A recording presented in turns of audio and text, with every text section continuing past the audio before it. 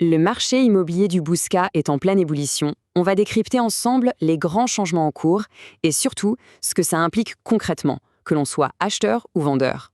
Allez, on rentre tout de suite dans le vif du sujet. Le paysage immobilier de cette banlieue si prisée de Bordeaux est en train de se transformer. Et croyez-moi, les règles du jeu ne sont plus les mêmes. Bon, avant toute chose, pour bien comprendre ce qui se passe, il faut prendre un peu la température du marché local. Quelques chiffres clés vont nous permettre de poser le décor. Le parc immobilier du Bouscat, il faut savoir que c'est assez conséquent. On parle d'un peu plus de 13 000 logements. Ce n'est pas rien, ça en fait un marché qui est à la fois dense et plutôt varié. Et là, on a un chiffre vraiment intéressant, le taux de propriété. 58% des habitants sont propriétaires de leur logement. Ça nous dit que c'est un marché historiquement stable, avec des gens qui sont attachés à leur quartier. On pourrait s'imaginer une métropole très dense, mais en fait, les maisons individuelles sont très très présentes. Elles représentent 44% du parc immobilier, un chiffre qui souligne vraiment le côté résidentiel et familial du Bouscat.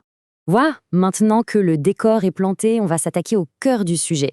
Parce qu'après des années de croissance continue, le marché a connu un vrai tournant à partir de 2022. Alors la question, évidemment, c'est pourquoi ? Qu'est-ce qui a bien pu provoquer ce retournement de situation après une si longue période où les prix ne faisaient que grimper ? Les raisons sont avant tout économiques. C'est assez simple. La hausse des taux d'intérêt, les conditions de prêt qui se sont durcies, tout ça, mécaniquement, ça a réduit le nombre de personnes qui ont les moyens de financer leurs projets. Et l'impact, on le voit directement sur le terrain. C'est simple, moins de ventes, des biens qui restent plus longtemps sur le marché et surtout les négociations sur le prix qui redeviennent la norme. Et tout ça, bien sûr, ça a une conséquence directe sur ce qui intéresse le plus de monde, les prix de l'immobilier. Voyons ça de plus près. Les chiffres parlent d'eux-mêmes. Si on prend l'évolution du prix des appartements, la tendance est limpide, c'est une baisse. On le voit bien sur cette frise, on passe de 3 837 € le mètre carré en janvier 2022 à une projection de 3 648 € pour janvier 2025. Au total, ça représente une baisse de presque 5%. C'est loin d'être anodin, c'est une vraie correction du marché. Et cette citation, elle résume tout en fait. Le point absolument crucial à comprendre, c'est que le rapport de force a complètement changé.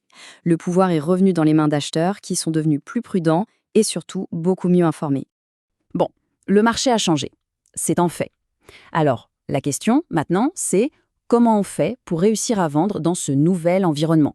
Ce tableau met bien en lumière le avant et le maintenant. On passe d'un marché où le vendeur était roi, avec des ventes qui se faisaient très vite, à une réalité bien plus équilibrée. Et ça se traduit par quoi ? Des délais plus longs et des négociations qui sont devenues quasi systématiques. Face à ça, il faut forcément adapter sa stratégie. Et voilà, on touche au point crucial, la nouvelle règle d'or. Pour réussir à vendre aujourd'hui, le jeu n'est plus de fixer un prix un peu ambitieux en espérant que ça passe. Non, il faut partir d'une évaluation juste, précise et argumentée de son bien. Au fond, bien comprendre ce nouveau marché, c'est la toute première étape. Et ça nous amène à cette question fondamentale, la question que tout vendeur au Bouscat doit se poser aujourd'hui, le prix qui a été fixé, est-ce un prix pour vendre ou est-ce un prix pour attendre ?